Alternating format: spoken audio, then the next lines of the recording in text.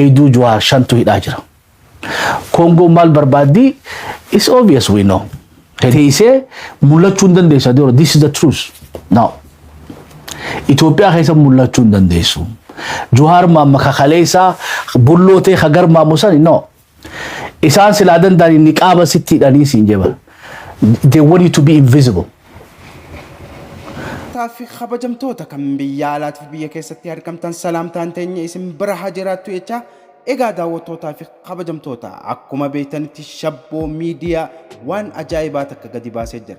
Haala amma biyya keessa deemaa jiruu fi Jawaar maal godhuu akka qabu yeroo ammaa haala akkam keessa jiraa fi sodaachisaa ta'u yeroo karoora ganamaa jarri kun waan isaan barbaadan akkaataa ummata kana kuffisuu danda'anii fi paartii KFO'tii fi paartii badhaadhinaa maaltu jidduu deemaa jira akkasumatti wal qabatee paartii yookaan waraana adda bilisummaa Oromoo haala akkam keessa jiru waan jiru gurra nu buusa.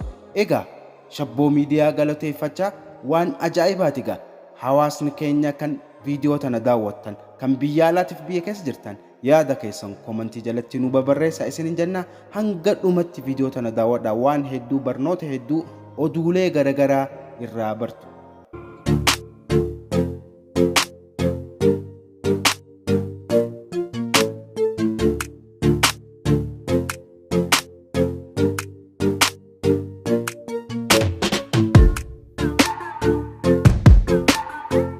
dhufee irreeffatee galee fi nama dhuunfaa hacha dhufee fi Jawaar walitti fidina. Jawaar achi ba'uun isaa miiseejii guddaa siyaasa guddoo fiifu addunyaa guutuu laalee jechuun akkasitti booddigaardii isaatiin ajjabamee deemee of dandahee hinaafa fiddeedha teessoo ta'anii irra wal fixan.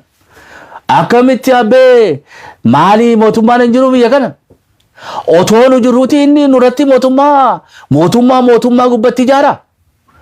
Maaliyo komandoon akkasitti of hin barsee Finfinnee keessatti garmaamaa olee galleetti kun gurbaan diimaan kun yoo adabachuu barbaade hidhimee jala guurii deemu bakka itti dawwalanii hidhanii jechuudha. Kongoon isaan keessaas beeytee Jawaar jaalatu suma jira jechuudha. Jawaar itti hinaafus numa jira. Ammoo namni beeytee shororkaawee poolisoota arrabsee Abiy Ahmed jechuudha. He's not happy akkami Jawaar mana irraa bahadha. Noobatamoo kam akkamitti Jawaar Mohaammed mul'ateedha. Bishooftuu amma wannummaan guddoon isaan desperate godhan isaa bahuu jiru. Even though photo bishooftuu illee numaan arkee I don't think kan dhugaanatti fakkaatu bishooftuu waan dhaqeessa'u. Isaa Finfinnee irraa bahuu deemu isaas yeroo muraasaaf qabanii gaardii isaatis hidhanii qeeroo 12 illee wal hidhanii nama 17 ammallee hidhaa jira. Tun ga'anii akka kiyyatti obboleessa keenya Jawaar wanni jennuuni dubbiin deebite. You have to understand. Jarri muhajjaba akka taatu fedhan.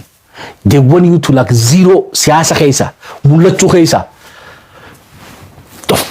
Mana kee ulaa cufattee dinnicha illee beeytee yoo dinnicha barbaadde illee gidaaruma gubbaraatti konstoobola dawwaltee aloo konstoobol kabbee dinnichi narraa dhumeeti dinnichi na arge okay Jawaar keenya siif erga abe deemaa dinnichi kiiloo 5 fi timaatimii kiiloo 3 shunkurtii kiiloo 2 geessaaf gurbaasaniif gurbaa diimaa saniif relationship isaan fadhan kana jechuudha. They have no room for Jawaar. Itoophiyaan Jawaar keessummachiisuudhaaf qophii miti.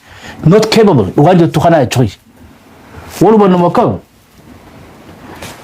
keessummachiisuudhaaf gurbaa kana ni sodaatan. Dubbiin guddoon jirtu gaa de-escalate godhuun dirqama. Nuti amma ibidda qabsiisuun barbaannu jechuudha. Amma achoo ifiif eeguu deema immoo karoorri isaanii inni eegumsa malee jira. Jawaar Mohaammed yeroo amma isanii jaasoo jiru kana eegumsa isaati ala jira. Diina hedduu qaba. Yoo yaadatan taate gabaasaa guyyaa irreechaa waan je'een jira jechuudha. Waliin nu jenne maali silaa Jawaar ta'e I won't take that risk isaanii je. Wani Jawaaris beekuu qabu. Tapha kana kana keessaa bahuu qabu. He has to understand. He has to understand. Jawaar Itoophiyaan nama nyaatti beekuu qabu.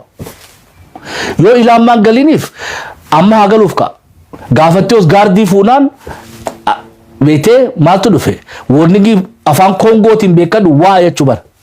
Hoggaa sirraa fudhate ni adabattamo muhajjaba taatamo muhajjaban taatudha. Hoggaa gabboo malaa niqaabaa fiduun dhoolaniif jechuudha. Jawaar Mohaammed oggaa gabboo niqaaba hidhatee akka namni san agarreetti akka gabboo fedhan mul'achuu Jawaar OPDO'n ni bareedi. Ni bareedi. Teessuma irratti illee wanti wal fixan kanaa jechuudha. So sirni kuni akka isa sodaatu Jawaar Mohaammed beekuu qaba. Sirni kuni nama nyaataa beekuu qaba. Gaa eega biyya keessa jiraachuu filate wanni inni godhuu qabu maali haa muhajjabuma ta'u finish. Ruulii isaanii saniin seera isaanii saniin bulu waa lama jirtu. Anama steepii itti aanuun irraa sodaachuu jira. Onne yoo keessa buttu taate yoo aggressively kana booda ammas itti fufu taate atakaaroo keessa kaseena yoo taate Jawaar Mohaammed in a great danger balanki. Egaa haasodhaan jette Oromoo tokko information tokko isanii kan. Du'a sadi odoo Haacaaluun hunduun nu himanii turan if you understand what I'm talking about. Haacaaluun hundee isaadhaa odoo hunduun dura torbaan kana keessatti yoo bakka eenyottanii Abiy Ahmed qabiilii qarrabsaadhaa tarkaanfii fudhachuu baate beetee nuti tarkaanfii irra fudhataadha torbaan hungeenyee Haacaaluu keenya dhabnee jira. Finfinnee keessaa odoo nu dhufte odoo artistiin eenyottanii ammoo Maadingoo artistiin Maadingoo odoo hunduun በዚህ ሳምንት ውስጥ አንድ ታዋቂ ነገ ፍለካ ጋርት አንድ ታዋቂ አርቲስት ይሞታል ጀት ሆቴ ዱዳን ኢንፎርሜሽን ቀበኒ ሲሪየስሊ ፍረዳ ወን አማሪ ሃሰው ኦሎለን ሰይናችሁ ፓልቶክ ኢሳኒ ክለብ ሃውስ ኢሳኒ ፌስቡክ ኢሳኒ ዩቲዩብ ኢሳኒ ወሪ ኢንፎርሜሽን ቁልፊ ቀበን አፋን ቤቴ እጭታዋቴን ኦልዌይስ ዋወሊ ደበርሰን akka Jawaar Mohaammed aggaamiin du'a irra godhu buudeemtu ani gurra kiyyaan dhage torbaan lama dura yaalillee goone he never believed ni maraatanii tana godhan ammoo Haacaaluu hundee isaadha akka du'uu deemu dubbatame Haacaaluu hundee isaati biyya kiyyaan kotte duudhaaf biyya kiyya dhiisaadha he paid the price. Artistoonni keenyaas hoggoroonni keenyaas you know I don't know dubbii namaan dhagaalee jechuun mataa jabaatan. Akka waan Rabbiin beeytee ruuhee kumata keessaan keessa kaayetti agul gootummaa agul taate akka qabanii jechuun. Ilmi namaa lubbuun beeytee abbaan hin eegin amata naafattu jettee Oromoon. Haacaaluunis odoo kanatti zaahiratti arkinuuti beeytee halkan sa'aa san deemee jechuun dhabne. So beeytee miidhaan waan sanii hagam takkaanii beeynaadha. Jawaar Mohaammed siyaasu take responsibility. Hin deebii ilaalaan deebi'ee jira. Hayyee deebi'ee bokkam. So jara kana wajjin beeytee hedduu wali qooxxisuu fi atakaaroo keessa seenuun harka qullaa jira he has to understand. Security feete qabadhu any minute irraa fudhachuu danda'a akkuma irraa fudhata akkanatti wabiin qabu Itoophiyaa keessatti. Kanaafuu hara lubbuu isaatti baraaru sanitti Jawaaris dubbii xiqqishoo qabbaneessee waan kana evaluate godhee nagee isaa dursee taafte beetee eegasii jechuudha tuntana. Qeeroo fi qarreen mee beetee quba qabaadha. Gurbaan kun harka isaan biraa qaba. Hayyuu keessa abbaa qeeroodhaati. Beetee galata kaleessa isaan bira qabu saniif laala burullee isaan fayyada. Kanaafuu dubbii Jawaar Mohaammed akka laayyootti fudhatina oowwisuullee nu fayyaddu. If dagachuullee nu fayyaddu. Oduun lammaffaadhaa baatee artistii biraa tokkootu hafe. Nam sadii du'aa jaanamma qote duudaan. Nam sadii. And artist በዚህ ሳምንት ይሞታል Maadingoon qote. Artistii biraa ammas beekamaa doja we don't know. ተይሳና ይመንራ እና አንድ ታዋቂ ፖለቲከኛ ደግሞ ይሞታል ጀቹ ጅራ. Kanaafuu mataa kiyya keessa gaa tawaaqii politikenyaan seenaadhaaf barreeffadha. Annami biraan natti mul'atu. Namni Jawaar ol vulnerable ta'e jiru Itoophiyaa keessatti. Khanuddin waraabiyyoti jechuudha. Eenyu jira mee namnummaan qottee duudaan jibbuutu arra wayyaanee sin feetu ni bar Jawaar. That's the truth. Akka bijjeen isaa idiin jenne jaanii hijaatti qabatanii jiran. Wayyaanee ni feetu qottee duudaan isan feetu warra OPDO keessa warra isan feenee jira. Kana qofaa miti shaabiyaan isan feetu. So namnummaan akka Jawaaruu diina baay'ee qabu Itoophiyaa keessatti natti mul'anne. Kanaafuu Rabbi isaa haa eegu du'aa illee godhaa fi odulleen oowwisinaa nurra isaa beekaala keessa jiru heddullee kanaa ol silaa hagana haasoo baadhee dumaan fadhaa jechuudha. Wanni heddullee irraa haasoo barbaadiniif laata waan hin dubbadhu kanaan gurbaa kana waan dubbiitti jabeessaa hidha. malee leencalloo dhabee fi dhaamiti akkasi duubadha akka shabboo miidiyaatti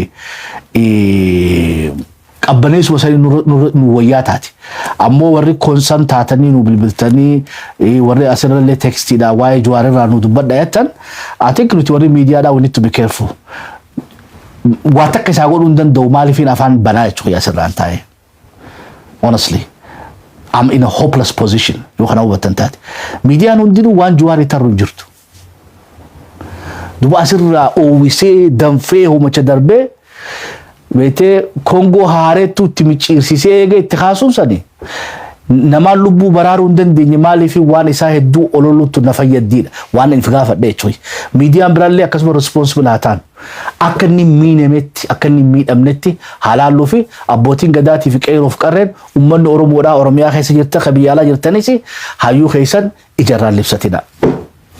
Obbo Liigallee mokkam jiran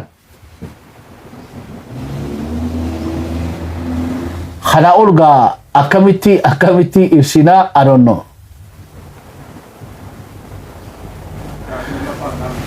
Tawaki politikanya jari I don't know. Tawaki politikanya Abiy namni tokko danda'u jira Abiy mootummaa dha Abiy mootummaa you know resourcing biyya guutuunu isa eegurratti baati jechuudha. Abiy in danger jeelle namanon. Abiy odon taane namni beete waan fiin eegun qabne Jawaar Mahammad rabbi isaa eeguma jannati gabaabina qabxi tantu nu dabarsi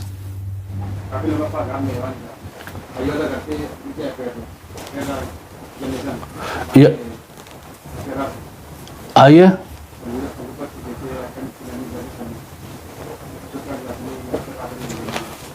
hayyota afeeraman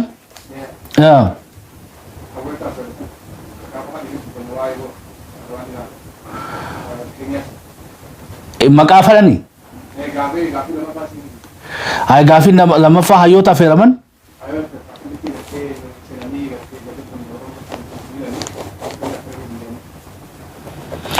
dubbi kaafaawati okay gaafiin biraa ta beete gara teknishaanaatti naa dhufte waa'ee aboona hubattan na fakkaata haa jiran muluu beekaa harka fuune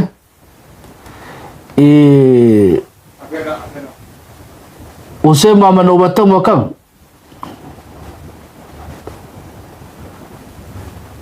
so obsineetu banatti waa'ee Jawaar Mahammad jala jirra at least beekadha information media biraa isanii kan takka isanii kanne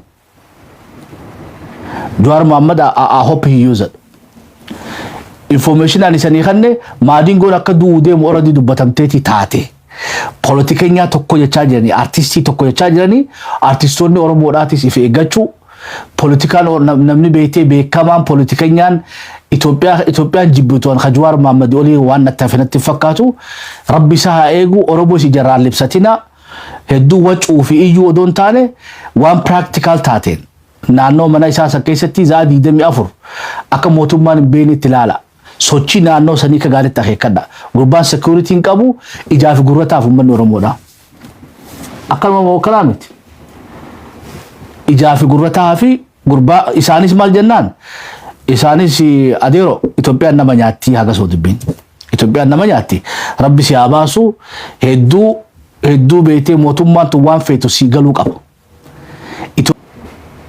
keessa waan ka irreechaatii fi waan beetee eventiilee akkana kana keessatti you know nageekee irra feenaa jechuudha irreechi kutee baramma so irreecha san jechaaf ati exposed ta'uun maal faayidaa qaba arra ijoolleen tun beetee always you have to evaluate wanni ati goote san consequence ni qaba moo qabu isaa beekuu qabda bara arra irreecha san irratti nu mul'atteef beetee ati fi ijoolleen qeeroo 12 fi eeduun teeshanan aarsaa kafaluun khasaara watakka waan nu fayyadu qabu jiraachuu keetti Oromoo fayyadu nuti PPO lola barbaanne qawwee harkaa qabna lola qawwee malee lola biraa PPO hin qabnu hayyoonni keenya artistoonni keenya lubbuu teessan dabarsitanii kan nuun qabdan don't put yourself in danger tuntana waa'ee ka marii irratti kaafaa'oon karaa beetee Itoophiyaa jettiiti akkamitti waraana bilisummaa Oromoo wajjin marii san gubbatti argamuu dandeessii garaagarummaa kaayyoo qabanii waraana bilisummaa Oromoo wajjin yaaqi tanallee gawwaan ta'inaa jechuudha. Kaafaa fi abaa'oon waa'ee Itoophiyaa irratti dhugaan isaanii maal akka gaariitti sirriin nuu badha. Shee Adam jaanii namichi tokko hafre dur gaafa nu ijoolleedhaa yoo yaadattan taate. Shee Adam nama jaanii tokkoon beekaa jechuudha magaalaa Dadaritti sheekuma guddaa hafree isa baate tokko. Akkasitti duba gaa hoteela seenanii wajjin nyaatamu akkam foon ifirraachisiiseeti maraqa wajjin foon wanni nyaata kan nyaataa jechuudha. Foon haraami kaan maraqni halaaliidha. Walii galama kam waa'ee Itoophiyaadhaa garaagarummaa kaafaa'oodhaatii fi garaagarummaan abaa'oodhaa maaliif kana jettan taate kaafaa'oo foon wajjin nyaatti Itoophiyaa. Abaa'oodha immoo maraqa Itoophiyaa nyaatti jechuudha. That's the truth. Irraa sanii deebi'a. Maraqa wajjiniidha. Ani foon hin nyaanne jettee kaafaa'oo hamachuu hin dandeessu. Isaan hundinuu beektee sabaa fi sablammii fi Itiyoo beektee mirgi tiifame Itoophiyaan asan somehow akkatti turturuma fadhanii jechuudha. Hiree murteeffannaa fi maarreen kunis all is a technical language. Yoo dirreetti basaqeessatti as baatee independent Oromiyaa yoo jettee kaayyoo ta'e gubbaa qabaatte gaafa san beektee Itoophiyaan haraamii fudhadhee jechuudha. Ammoo lakki hiree murteeffannaa jenna nuun kun beektee mara kuma irraa nyaanna malee foon hin nyaannu kaafaan foon nyaattee hamachuu hin dandeessu.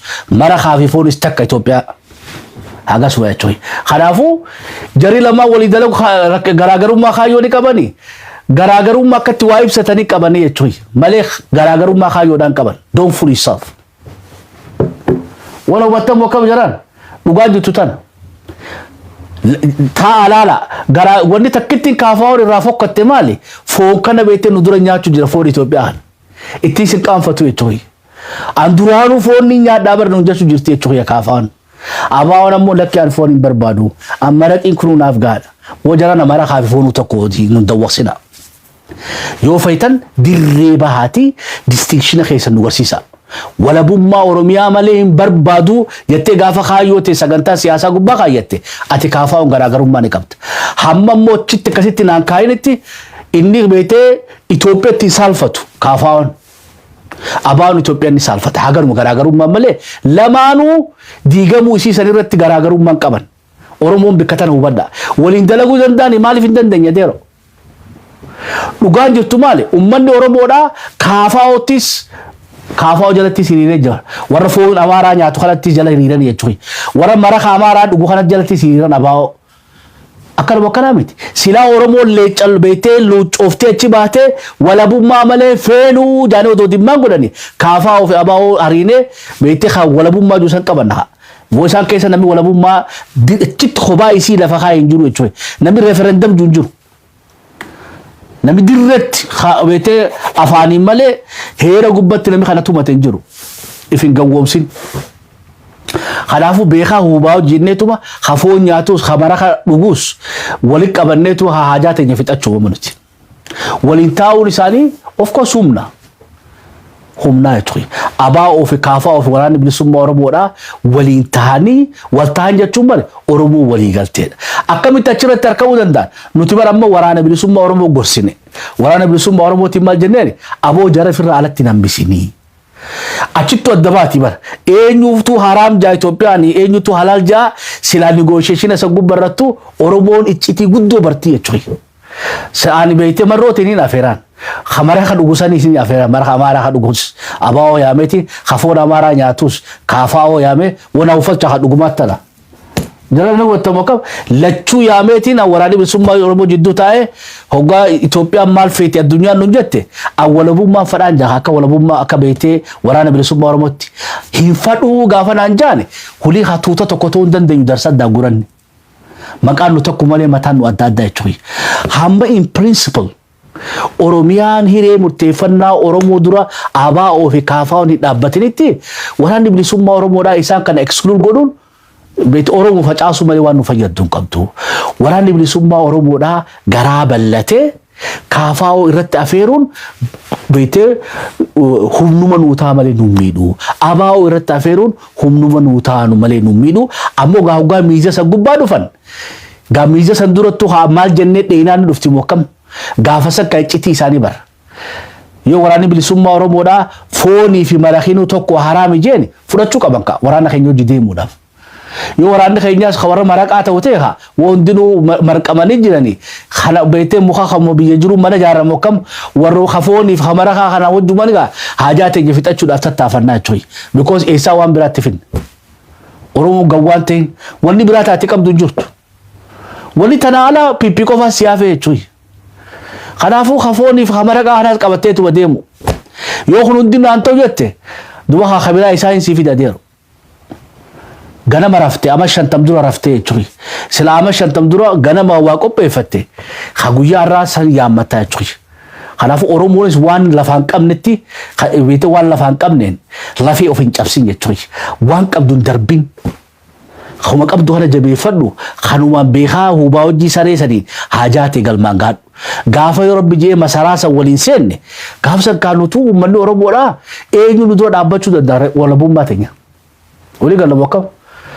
Mukatti cabsina Mararaas Daawit Ibsaatis Oromoon hireesii murteeffatti. Eega waan feetu san Oromoo ifitti amante waan marakaa fi foonii fi rakkatan hin jirtu jechuudha. Durachuma haa geenyu nuti. Aboo sanii taate akkam. Kanaafuu achi dhufuun waraanni bilisummaa Oromoodhaa waan xixiqqoo barmee dhugaa Rabbii ilaala. Marakaa fi foonis garaagarummaa hin qabdu adeero. Maaliif marakni kun bar waan foon keessaa yaa'e moo akkam. Shari'aa nabi shari'aa rasul nan dawwaqsin jechuudha. Abaa oonis nan dawwaqsin. Siifi kaafaa jidduu garaagarummaan hin jirtu. Yoo dhugaa Rabbii barbaaddanuu foddaan maatar isanii fi OPDO jidduu garaagarummaan hin jirtu. Dhugaa Oromoon liqinfachuu dadhabde keessa kana jechuudha.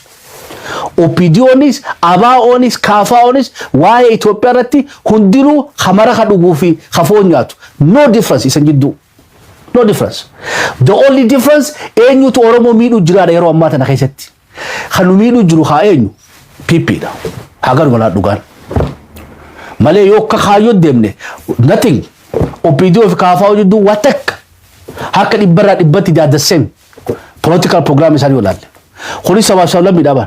Sabboonummaa dimokiraatootiin jaaba tokkuma waa takka garaagarummaan qabu. Itoophiyaa Oromoodhaaf taateen jaaraadha. KFO'nis. OPDO'nis tanuma jechuu jirti. ABO'n ammoo Oromiyaa Itoophiyaa taatuuf hin jaaraadha. Same shit adeero.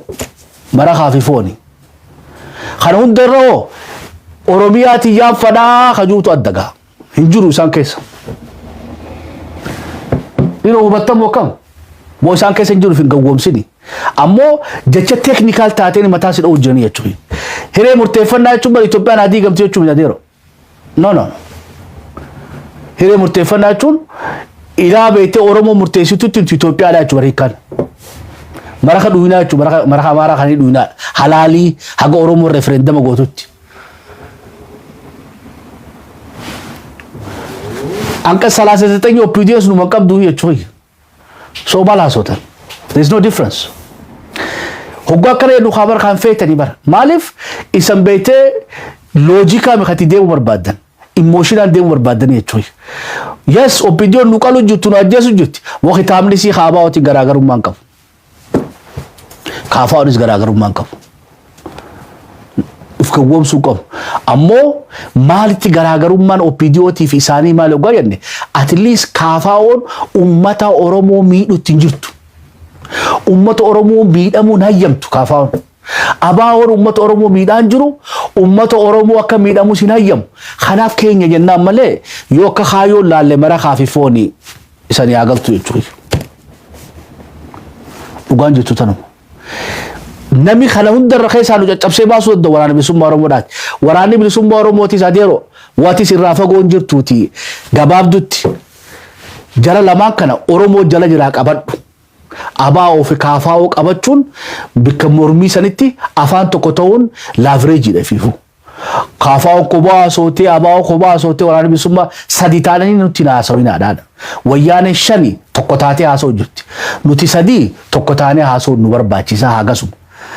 Gataafte sagalee rakkannadha. Mee isanuun gaafadhaa jechuudha. Isanuun gaafadha. Marakaa fi foon nyaachuun maal garaagarummaan? Garaagarummaan qabanii jari sadeenuu takka yoo ittan takka naa kanna. Lakkee boo foon nyaachuutu irraa haraami marakaa laalee yoo ittan lama naa kanna. Achi keessa laalladhaa gaa deebisaa ummanni Oromoodhaa maal isanii deebisaa jechuudha. Ani immoo bilchinaan ogaan haroo sagantaa siyaasaa isaanii hundaa ulaalee adeeroo hundi isaanii haasawni isaanii bareedaa jechuudha. Hobbiidootii kaabaatii kakaafaawatiis. Annama akkasitti garaa mulatee namni dhugaa rabbii yoo barbaadan namni kaayyoon isaa qulqulluudhaan lafa kaayate awaa'oo qofaa jechuudha. Awaa'oo fi fidoo qofa.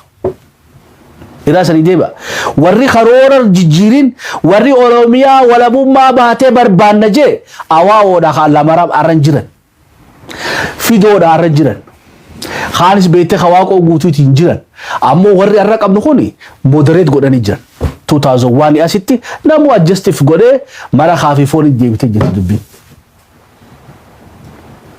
Igabar wan bland sporti nurra godani nutti nimne khaysa hogga kana beete wali hogga walla la nuqa beete ati aqila to qabta mo isa ndinu tokko nurra awsa umaytan isa ndi shafi walitti manzaba tokko ti beena adabada isa ndinu wa Ethiopia da akka wa yadanni beenati garaagarumma isa jiddun jirtu da tokko taati